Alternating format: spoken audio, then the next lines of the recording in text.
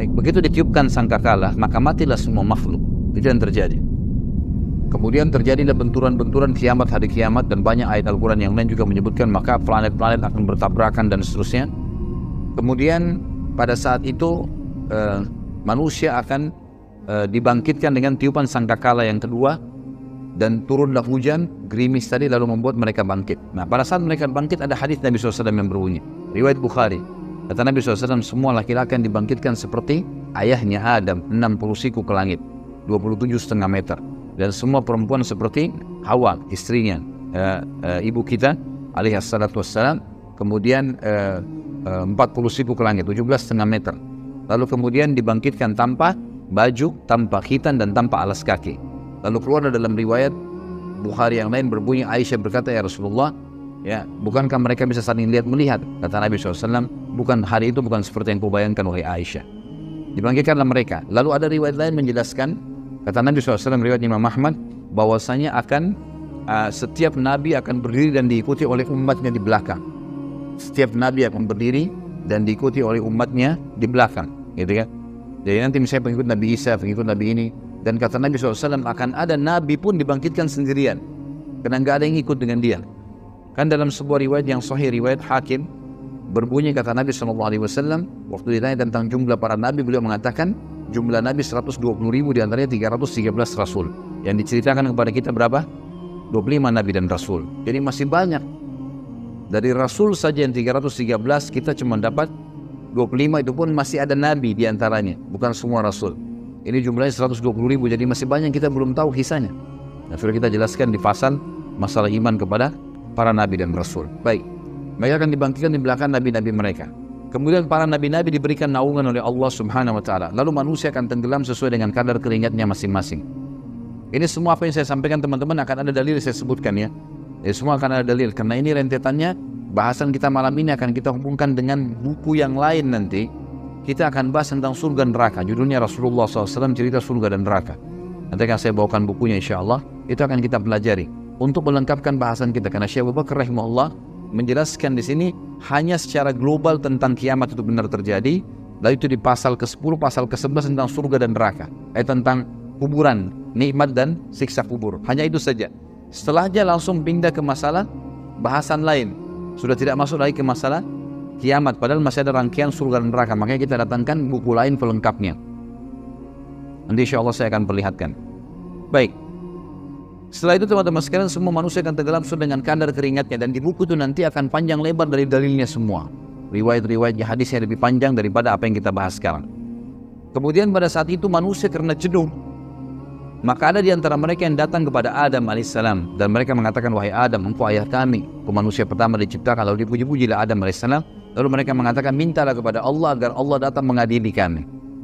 Karena Allah waktu itu lagi marah, murka, sebagaimana akan disebutkan nanti, ya kan?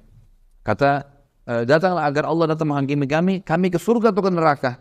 Karena jenuhnya manusia pada saat itu, maka mereka berharap ke neraka pun dia, padahal neraka mereka belum tahu, lebih pedih daripada itu. Maka Adam alaihissalam berkata, saya tidak mampu, saya tidak bisa. Karena hari ini Tuhanku murka, belum pernah murka sebelumnya. Dari dosa-dosanya banyaknya dosa-dosa yang terjadi, gitu kan? Maka saya tidak bisa memberikan apa-apa. Nafsi, diriku sendiri, pergilah kepada Idris, Nabi yang kedua. Datang kepada Idris. Idris mengatakan juga sama, nafsi, saya nggak bisa. Pergilah kepada Hud, kepada Saleh, kepada Syuaib dan seterusnya. Sampai tiba kepada Isa alaihissalam. Dan hampir semua Nabi ini menyebutkan kesalahan yang pernah terjadi. Lalu mereka mengatakan, saya tidak berani, cobalah ke fulan, sampai akhirnya tiba ke Isa alaihissalam. Dan kata Nabi SAW, Isa tidak menyebutkan kesalahannya alaihissalam. Dan kemudian dia pun mengatakan, cobalah ke Muhammad. Dan beliau mengatakan, apakah kalian tahu nanti bagaimana orang hari kiamat mengetahui, mengenalku siapa aku, sehingga aku adalah pimpinan anak Adam. Maka para sahabat diam. Kata Nabi SAW, seperti inilah mereka akan datang kepadaku nanti, dan mereka akan mengatakan, wahai Muhammad. Dan waktu itu suara orang terdengar seluruh mahsyar. Dengan kuasa Allah, orang semua akan dengar di mahsyar. Walaupun tidak ada mic, tidak ada apa, semua terdengar dengan kuasa Allah. Maka mereka mengatakan, wahai Muhammad, engkau Nabi terakhir. Dengan mula risalah ditutup kenabian, dan aku diutus untuk seluruh alam semesta. Jadi semua manusia yang belum pernah ketemu beliau pun mendengar, oh ternyata ini orangnya nih. Nabi Muhammad SAW, Nabi terakhir ini nih orangnya. Maka mereka puji-puji, lalu mereka mengatakan, hai Muhammad, mintalah kepada Allah, ya, agar datang menghakimi kami. Kata Nabi SAW, ana lahu, saya pemiliknya, saya pemiliknya. Lalu saya pun menuju ke singgasananya Allah, ke arsy-Nya Allah, kemudian saya sujud, ya. Dan Allah yang maha tinggi dan maha pemurah Azza wa Jalla membukakan kepadaku puji-pujian, hamd, ya, yang tidak pernah dibukakan untuk orang sebelumnya, sebelum aku. Lalu aku pun sujud, Allahu a'lam berapa lama, kata Nabi SAW. Beliau sendiri tidak tahu. Beliau cuma mengatakan, aku sujud sampai terdengar Allah Azza wa Jalla berkata, ya Muhammad, irfa' ra'sak washfa' tushfa'. Hai Muhammad, angkat kepalamu, berikanlah syafaat, kau akan diterima syafaatmu. Maka Nabi SAW di situ mengeluarkan dua syafaat. Syafaat ammah, syafaat khassa. Syafaat ammah ini syafaat umum, agar Allah datang. Syafaat artinya pertolongan, ya, pertolongan umum untuk semua manusia, makhluk, agar Allah datang mengadili. Syafaat yang khusus diberikan untuk orang beriman. Dan pada hari kiamat teman-teman, semua dibangkitkan, dari manusia, dari jin, dari hewan-hewan, dari tumbuh-tumbuhan, dari batu, apa semua dikeluarkan sama Allah kembali. Dari mana dalilnya? Hadis tentang masalah sholat, yang kata Nabi SAW, kalau seorang di antara kalian sholat di sebuah tempat, maka akan jadi saksi hari kiamat. Ini ulama mengatakan bukti bahwasanya akan keluar, dibangkitkan, dikeluarkan oleh Allah SWT. Kemudian ada hadis Nabi SAW juga yang berbunyi, disebutkan juga oleh Ibnu Katsir dalam tafsirnya tentang masalah ini. Nanti Allah SWT akan membangkitkan hewan-hewan, dan Allah akan menghakimi dua domba yang saling tanduk. Kenapa yang satu menanduk yang lainnya? Dengan kemahaadilannya, gitu kan. Tapi tentu teman-teman tidak usah ditanya hewan-hewan nanti kemana, Allahu a'lam, nggak ada dalilnya, ya. Yang penting antum selamat, nggak usah tanya macam-macam, gitu kan. Itu intinya. Tapi memang ada hadis menjelaskan ada unta yang menanduk, ditanya oleh Allah kenapa dia menanduk, gitu kan. Saking keadilan Allah SWT menyebar di mana-mana. Baik. Kemudian pada saat itu Allah SWT menghakimi manusia. Didatangkanlah timbangan, dan timbangan ini memiliki lisan. Di dalam hadis dikatakan memiliki lisan yang akan memuji orang beriman dan akan menghardik orang-orang yang kafir, gitu kan. Ditimbanglah amal, dan timbangan tersebut datang dengan neraca keadilan. Neraca keadilan tidak akan pernah bisa menimbang, tidak akan menimbang kecuali amal. Sampai-sampai kata Nabi SAW, akan datang seseorang yang badannya besar. Bayangkan kalau tinggi kita pada saat itu 60 siku ke langit, 27,5 meter. Dan Adam alaihissalam itu tingginya 27,5 meter, lebarnya itu 6-7 meter kurang lebih. Itu luar biasa. Semua manusia akan begitu, laki-laki. Ada seseorang, kata Nabi SAW, badannya besar, loncat ketimbangan amalnya untuk memberatkan, dan tidak bertambah sedikit pun. Dan tambah cuma amal solehnya. Tidak ada gunanya dia loncat situ pun, tidak akan bermanfaat. Ditimbanglah amal tersebut. Orang-orang yang memang lolos adalah orang-orang yang disendirikan oleh Allah Subhanahu wa ta'ala. Kemudian orang-orang yang masuk neraka juga dimasukkan neraka, tinggal ditimbang adalah orang-orang yang beriman, yang punya dosa. Baik, sementara tunggu di mahsyar tadi ada yang saya lupa, ada 7 golongan yang didaungi oleh Allah pada saat itu, tidak kena panasnya matahari. Yang pertama, imam yang adil, ya, pemimpin yang adil. Ini selalu berbuat baik. Banyak ulama mengatakan di antara contoh Umar bin Khattab, ya, Abu Bakar, Utsman, Ali, dan seterusnya, yang datang setelah mereka memiliki keadilan. Sampai hari kiamat berlaku tentunya, siapapun orang muslim yang memiliki keadilan dalam pemimpin. Yang kedua adalah seseorang yang hatinya terikat dengan masjid. Kata sebagian ulama hadis, yang dimaksud adalah antara azan dan azan. Dia sibuk dengan itu. Azan ke masjid, pokoknya terikat diri dengan masjid. Rajulun mu'allaqun qalbu bil masajid namanya. Kemudian yang ketiga adalah dua orang yang saling mencintai karena Allah, berkumpul karenanya, berpisah karenanya. Jadi disunnahkan teman-teman sekalian kita saling mencintai karena Allah. Antum cari siapa di antara sesama jenis, laki-laki dan laki-laki, perempuan dan perempuan, dia menyukai saudara muslim karena ibadahnya, karena luar biasa ibadah sholat malamnya, majelis ilmunya, segala macam. Dia datang dan sunnah mengatakan, saya mencintai kamu karena Allah. Lalu dijadikan sebagai sahabatnya yang selalu dia komunikasi setiap hari, jadikan partner dimanapun dia pergi. Ini sunnah Nabi SAW. Makanya waktu beliau datang ke Madinah, beliau membangun asas negara ada 3, ya. Pertama, bangun masjid Kuba dan Masjid Nabawi sebagai basis. Maka setiap orang yang mau membangun sebuah komunitas muslim harus ada masjidnya dulu. Kemudian yang kedua, mempersaudarakan muhajirin dan ansar, ini yang kita bahas. Yang ketiga adalah menulis kesepakatan dengan orang-orang kafir di Madinah agar membela bersama-sama Madinah. Ini asas negara kata para ulama yang mesti ada bagi setiap muslim. Baik. Pada saat itu orang yang bersaudara karena Allah, berkumpul karenanya, berpisah karenanya, akan mendapatkan juga naungan Allah Subhanahu wa taala. Ini yang keberapa? Yang ketiga. Dua dari mana? Yang keempat, seorang laki-laki masuk dalamnya, kata para ulama, perempuan. Seorang laki-laki yang dipanggil oleh seorang wanita yang cantik, memiliki kecantikan dan kedudukan. Bisa kekayaan, bisa jabatan, bisa ke jalur nasab, jalur keturunan yang mulia, sempurna, sudah cantik, sudah pintar, sudah kaya, segala macam, menggoda sekali sebenarnya, mengajak dia berzina, lalu dia mengatakan saya takut karena Allah. Kemudian yang kelima adalah seseorang yang mengingat seorang Allah, mengingat Allah sendirian, lalu dia menangis. Ini juga fadilah orang yang menangis karena Allah Subhanahu wa taala, ya.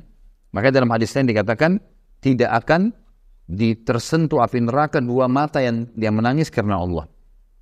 Jadi dia lagi sholat malam, dia ingat dosanya, dia bertobat sama Allah, dia ingin masuk surga, minta surga, dia ingin minta diberkahi, minta diselamatkan dan seterusnya. Ini adalah orang-orang yang jelas masuk di sini. Ya. Kemudian yang keenam adalah orang yang berinfak dengan infak atau sedekah yang dia keluarkan dengan tangan kanannya sampai tangan kirinya tidak tahu. Tentu kata ulama hadis ini dimaksud ya, kinayah, dalam arti kata tangan kanan, tangan kiri. Kalau kita keluarin ini, saya kasih maruan air, tetap aja tangan kiri ada di sebelah saya. Tapi ini gambaran, artinya kalau tangan kirinya tidak tahu, maksudnya adalah orang lain. Kalau tangan kiri tidak tahu, apalagi orang lain. Saking dirahasiakannya dia, sedekah itu dirahasiakan. Itu akan masuk sebagai orang yang dinaungi nanti. Jadi dia suka bersedekah. Ini fadilah orang yang bersedekah, tapi dirahasiakan. Jangan baru sedekah Rp1.000 sudah satu kampung tahu. Nah, ini harusnya memang dirahasiakan. Gitu kan? Ini sudah sumbang AC. Oh, si fulan sudah sumbang sekian. Tidak perlu sebut. Urusan antum dengan Allah Subhanahu wa taala sudah selesai. Ya, amal baik sudah dicatat oleh malaikat. Tentu ada sekretarisnya Allah Subhanahu wa taala. Maka Anda kutip di sini ya. Ini artinya Allah Subhanahu wa taala menjadikan untuk kita penulis, sekretaris kita ini menulis semuanya amal-amal saleh kita. Yang terakhir, yang ketujuh, siapa yang tahu? Hah? Ada yang ingat ya? Hah? Pemuda yang tumbuh di jalan ketaatan kepada Allah. Ini sengaja saya terakhirkan teman-teman untuk antum paham nih. Jadi ternyata anak muda itu kalau dia dalam keadaan ketaatan kepada Allah punya fadilah. Kalau antum pernah melalui masa-masa dan dosa teman-teman sekalian, jangan wariskan ke anak-anak. Biarkan dia tumbuh dalam ketaatan. Kalau kita baru bisa baca Quran di umur 20 tahun, 25 tahun, 30 tahun, teman-teman, anak kita harus hafal Quran di 6 tahun. Target harus berubah.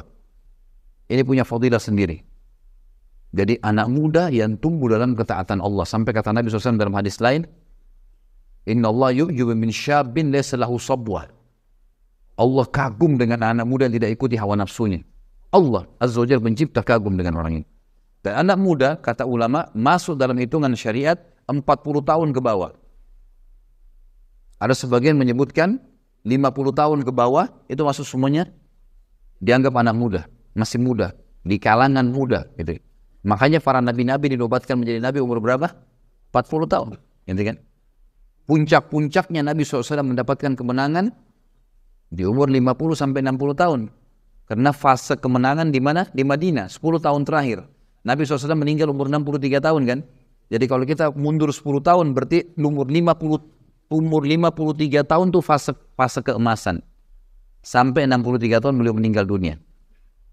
Kalau dalam ilmu tarbiyah disebutkan bahwasanya kejiwaan maksudnya, ya, tapi di dalam agama, pandangan agama ya, itu dibagi fase-fase semangatnya orang per 20 tahun.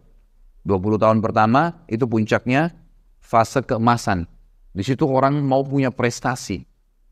Umur 20 tahun kedua berarti 40 tahun. Itu fase di mana orang mengejar sebuah prestasi. Apa ini? Saya harus jadi apa? Yang ketiga fase 60 tahun. 20 tahun yang ketiga. Ini puncak-puncaknya juga orang mengejar. Biasanya umur-umur 60 tahun itu kalau orang biasa di akademik, dia berusaha mengejar prestasi tertentu. Karya tulis kah? Gelar profesor kah? Apalah ya. Seperti itulah ya. Jadi dia ingin punya prestasi tertentu. Yang jelas teman-teman sekalian, di sini yang terakhir adalah anak muda. Dan bersyukurlah kita karena ada pendapat ulama yang mengatakan 50 tahun ke bawah.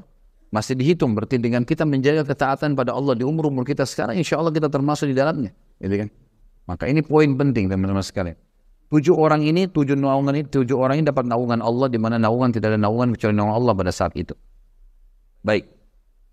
Kita masuk ke masalah timbangan amal. Ditimbanglah amal-amal orang. Timbanglah amal-amal orang.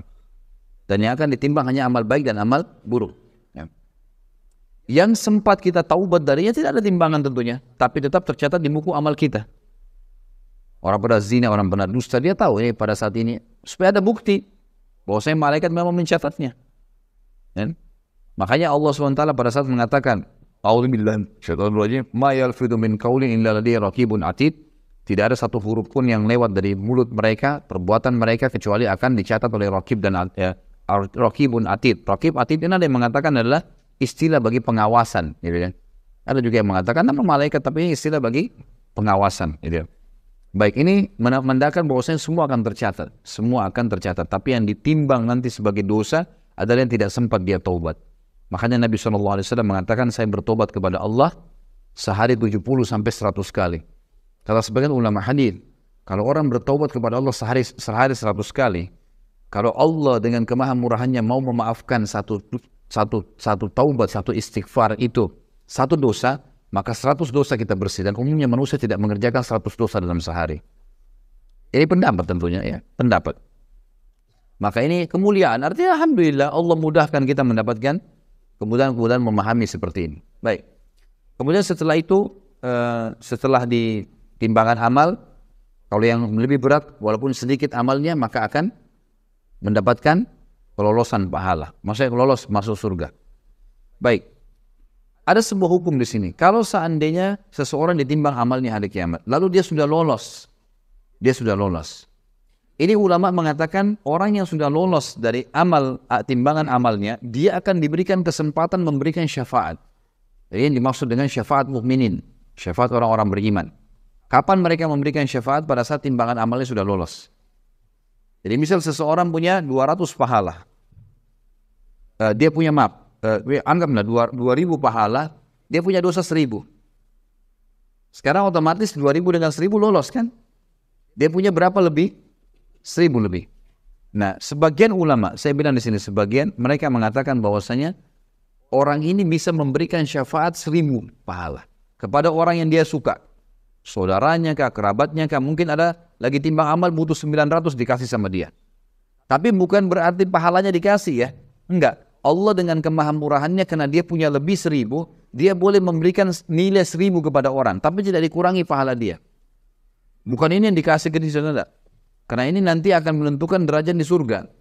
Kita masuk surga dengan rahmat Allah, tapi menentukan derajat di surga adalah amal-amal kita kan. Jadi nilainya, kita ada lebih 1000, Allah kasih. Nah, karena kau punya lebih 1000, kau boleh tolong orang 1000. Silakan. 1000 pahala juga. Punya 10.000 ya 10.000. Punya 100.000 ya 100.000. Punya 1.000.000 ya 1.000.000. Sampai kata Nabi SAW akan datang nanti seseorang hari kiamat memberikan syafaat sampai seperti satu suku Mudar. Suku Mudar ini suku induknya orang-orang Arab. Jumlahnya jutaan orang di bawahnya. Nanti ada satu orang kata Nabi SAW hari kiamat ya, akan memberikan syafaat sampai seperti suku Mudar. Saking banyaknya pahalanya dia, ditimbang dosanya sedikit, lolos. Maka dia akan berikan syafaat, si fulan kasih sekian, si fulan kasih sekian, si fulan lolos. Itu juga akan kita ulangi nanti riwayatnya insya Allah pada saat bahas tentang buku Rasulullah SAW cerita surga neraka. Berikut riwayat-riwayatnya di buku mana, siapa yang riwayatkan, nomor hadisnya dan seterusnya. Baik, pada saat itu diberikanlah syafaat-syafaat, pertolongan-pertolongan, dan tidak akan masuk neraka kecuali orang yang betul-betul luar biasa. Beberapa kejadian besar di timbangan adalah diantaranya ada namanya hadis bitaqah dalam hadis Bukhari. Hadis kartu. Kartu di sini maksudnya adalah bitaqah, bahasa Arab orang bilang kartu, seperti kotak kartu dan seterusnya. Kata Nabi SAW nanti akan datang seseorang membawa pahala bergulung, membawa dosa bergulung-gulung. Dosanya banyak sekali. Waktu ditimbang amal solehnya langsung kalah. Lebih berat dosanya. Dia sudah tahu dia akan masuk neraka. Dosanya banyak sekali. Gak mungkin selamat sudah. Lebih berat dosanya daripada pahalanya. Maka kata Nabi SAW, Allah berfirman kepada dia, berkata kepada hambanya ini, karena ada hadis yang berbunyi, pada saat kita ditimbang amal teman-teman sekalian, kata Nabi SAW dalam hadis sahih, Tidak ada seorang pun di antara kalian kecuali dia akan berbicara dengan Tuhannya berdua tanpa ada penterjemah. Allah akan bilang, kamu begini, kamu begini, kamu begini. Dengan seluruh bahasa. Allah yang ciptakan semua bahasa. Maka akan diajak ngomong berdua oleh Allah SWT. Kamu begini, kamu begini.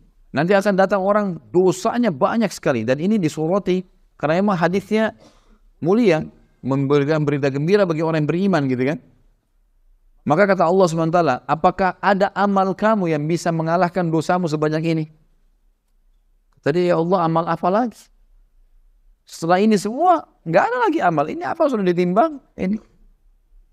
Kata Allah SWT, coba ingat-ingat. Dia bilang tidak ada ya Allah. Sudah nggak ada. Lalu dikeluarkanlah bitaqah itu. Kotak atau kartu tadi. Tertulis, La ilaha illallah. Tidak ada Tuhan yang berhak disembah kecuali Allah. Yang dia ikhlas menjaga. Sebagian ulama mengatakan orang ini tidak buat syirik. Tetap dia ahli tauhid, mempertahankan keesaan Allah, tapi dia punya dosa-dosa lain. Mungkin dia berzina, mungkin dia dusta, mungkin. Tapi ini tauhidnya nggak tercoreng. Karena kalau syirik tidak masuk dalam hadis ini. Terbukti dalam surah An-Nisa Allah mengatakan, A'udzubillahi minasyaitonir innallaha la yaghfiru an yushraka bih wa yaghfiru ma duna dzalika liman yasha. Allah tidak akan mengampuni orang yang berbuat syirik, tapi Allah mengampuni dosa selain daripada syirik. Nah, berarti ini tidak masuk di sini syirik. Berarti dia kata ulama hadis dia adalah muwahhid. Orang ini memang mengesahkan Allah. Tidak pernah berdukun, tidak pernah minta-minta penghiburan, tidak pernah segala macam. Ini syirik nggak ada. Dia betul-betul murni dosa, tapi dosa yang dia akui sebagai kesalahan. Maka didatangkanlah bitaqah tersebut, lalu ditimbang di timbangan pahalanya, tiba-tiba menjadi lebih berat daripada dosanya, dan semua dosanya akan terlempar. Maka lolos dan dia masuk ke dalam surga. Maka dalam sebuah hadis Bukhari Muslim juga pernah Nabi SAW bagi duduk di dalam sebuah kebun, kemudian datang sahabat Nabi Abu Musa al-Asy'ari lalu mengatakan, ya Rasulullah, gitu kan, saya datang untuk menjaga anda. Kata Nabi SAW, telah sampai kepada saya berita, Allah mengatakan, ya, siapapun yang di dalam hatinya sebesar biji sawi, siapa yang mengucapkan la ilaha illallah tulus dari hatinya, dia pasti masuk surga. Maknanya adalah, kalau dia masih punya dosa pun, kemudian dia masuk neraka dulu, tetap akan masuk surga. Nanti kita bahas masalah syafaat. Kalau kita bahas surga dan neraka, nanti akan ada orang-orang yang sudah belang-belang di neraka, sudah bolong, sudah hangus, keluar asap, dikeluarkan oleh orang-orang mukmin dan Nabi SAW dari neraka. Kemudian mereka akan dicemplungkan di sungai-sungai yang berada di pintu gerbang surga, lalu mereka tumbuh seperti tumbuhnya tanaman yang masih baru tumbuh, masih lemah sekali. Dan para ahli surga menyemproti mereka dengan menyirami mereka dengan air-air itu. Nanti akan kita bahas insya Allah masalah surga neraka, masalah itu akan keluar mereka. Maka kata Abu Musa al-Asy'ari, Rasulullah, apakah boleh saya sebarin ke orang-orang ini? Kata Nabi SAW, kalau kau sebarin berarti mereka akan bergantung dengan itu. Jadi maknanya di sini memang mentauhidkan Allah penting kan. La ilaha illallah itu kalimat tauhid kan, pengesahan. Tidak ada sekutu bagi Allah, tidak ada Tuhan yang berhak disembah kecuali Allah. Tidak ada sekutu baginya masalah itu. Baik. Setelah itu teman-teman sekalian, setelah semua ditimbang amalnya, orang-orang beriman yang sudah lolos tadi tanpa hisab, orang beriman juga yang sudah lolos dari timbangan ini akan kumpul di Haud.